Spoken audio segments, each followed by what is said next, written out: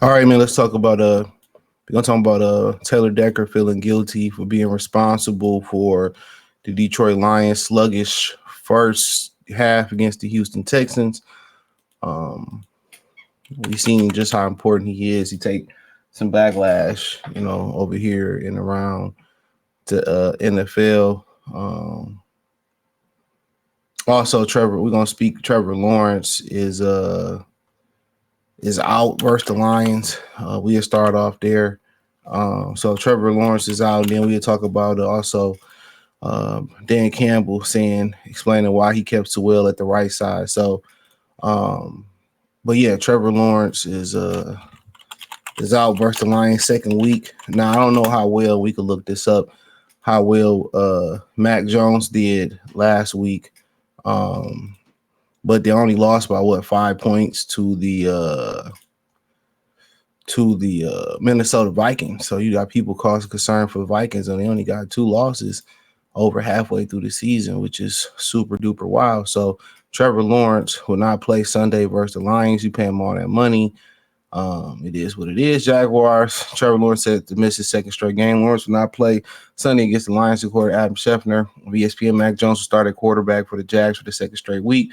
The Jaguars had their bye after they played Lions, and will give him some additional time to assess how well the injury to Lawrence's left shoulder is healing. He's a right-handed quarterback, but I guess that still matters. I guess Lawrence has not been great this season. Certainly not as great as the Jaguars hoped. The former number 1 overall pick would be when they signed him to a lucrative contract extension this offseason, but he's been a lot better than Jones was in Sunday's loss. Okay, so Jones was ass.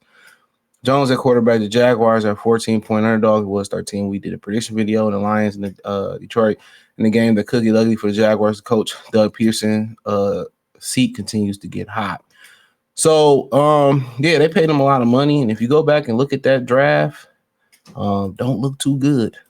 I mean, Trey Lance, ass, Justin Fields on the bench behind a potential Hall of Famer during Russell Wilson. Who else do we got out there? Was Zach Wilson in that draft as well too? But we see what the Jets do to what was that, the 2020 NFL draft? We see what they do to quarterbacks. Look at no, it wasn't that one. That's the Jeff Okuda draft. Look at 2021 draft. Look at Aaron Rodgers over there struggling and shit. Yeah, I mean, son, he over there struggling, son. Shout out to my New York City Cats. So Trevor Lawrence, ain't looking too good right now for him. But the best of the rest, Zach Wilson, hold on, let's see. Let's see all the quarterbacks in this draft. Sam Ehlinger, if he alive. Ian Book from Notre Dame, is he alive? Davis Mills, I don't know where the fuck he at. Kellen Mond, dude, he flaked out the league in a couple years. Kyler Trask, I think he's still the backup in Tampa. Mac Jones, the backup to Justin Fields. To Trevor Lawrence. Justin Fields, backup. Trey Lance, backup to the backup. Zach Wilson, Trevor Lawrence. So, yeah, it had a lot of hype going into that draft. I'll tell you that. It was a lot of hype going into that draft. Once again, it was a lot of hype going into that draft.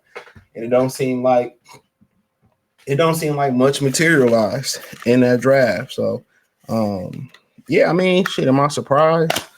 I mean, you really never know. The media can, sell you, and it paints a perception for a lot of people, and it sell a lot of people on some hope and some dreams, right?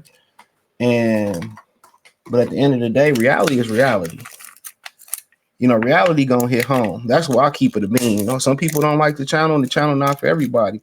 But one thing you gonna get over here, I'm gonna keep it funky with you though. We gonna keep it 1,000 wild. We gonna keep it 1,000 wild. So, and some people don't like it. Some people in public, a lot of these niggas talk shit. They talk a lot of motherfucking shit, on the internet, but they see you in public, it's all love. But then, it's kind of like the backhanded compliment. Oh man, I like your channel, but anytime somebody say, well, I like your shit, but anytime they say that, you already know some bullshit coming. You need to be a little bit more positive, man. Nigga, get me the dick and get out of my face.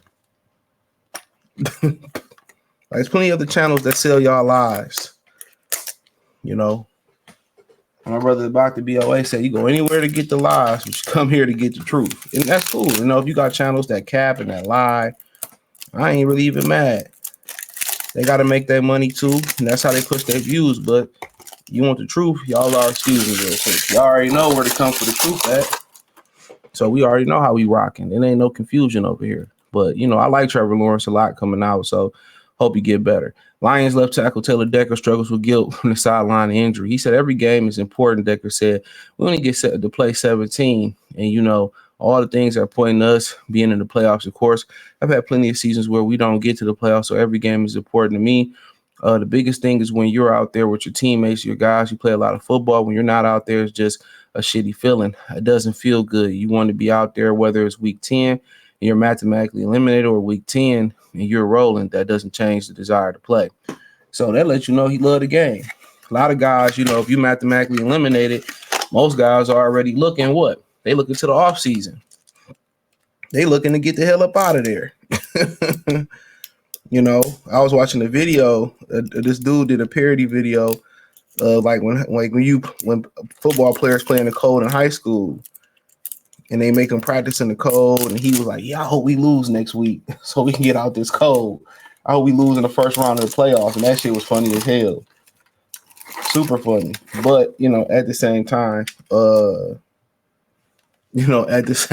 yeah, if you love the game, and it's different for him too, because he probably so beat up that he figured he ain't got that much time left. But also, he loved the game. Real talk. You gotta respect it. That brother loved the game of football. So I love it. Even though he been beat down and a bunch of losing seasons and all that, he loved playing football. So naturally, you love that. He said, "I felt personally responsible for the first half of the game, and I'm not saying that jokingly." Decker said, "I feel bad, even though I know it was in my best interest and the team's best interest if I set out. But just when you're not out there with the guys, especially when it's the guys you played with as much as I played with these guys in offense, I feel guilty. It really was." And yeah, now I'm not, blaming this on him, but he put, Dan Skipper in a tough spot. Dan Skipper ain't no left tackle. And that's what I kind of explained, some videos after the game, like how important like Matt Nelson was. They got rid of him. He would come in and play right tackle when he was with the Lions, and then the Lions would move Sewell to left tackle, So that's how important he was. And sometimes you don't know how important somebody is until they gone. So yeah, so of course he felt guilty, especially when it's going that way, because now that you limit your playbook when you limited at a position on offensive line, especially tackle. Mark Slav used to say any bum can play guards. The real superstars play tackle. And I felt it when he said that, because it's tough playing tackle. And I ain't saying it's a cakewalk in the park playing guard neither. A tackle, man, you in space, and especially left tackle and a right-handed quarterback, that you is line side protector. So yeah, I agree. I wholeheartedly agree. With his assessment on that, man. So yeah, that's his very important position. He said Skip did a hell of a job. Decker said I texted him after he battled his ass. So I know they said they were trying to keep him alive out there. He had 3 IVs or something. I think I saw before the game. He only had a handful of snaps at tackle, so incredible for him to go out there and be able to perform. Yeah, that shit ain't easy going from guard to tackle. You notice what they said about him in the IVs. That's a tough position to play. That's like, you on the line, you go from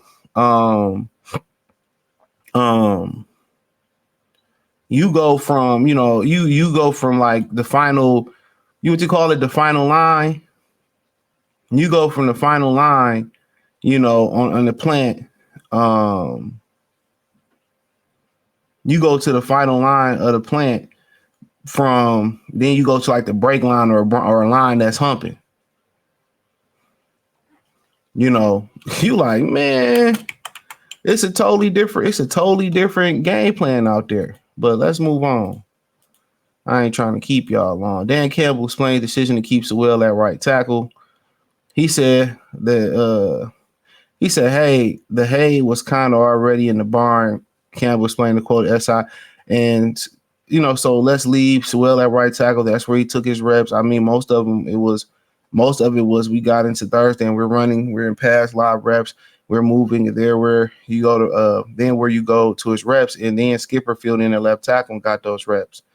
So, and it's like, let's not make a switch where now, okay, Skip, I know you got these reps there. You now go to right. So, well, vice versa. Campbell continued. We just felt like it was better to do that, and that just happened a number of plays. Swell plays well, and the rest is up to him. So, at the end of the day, I mean, shit, it was just like, let's not make two monumental moves.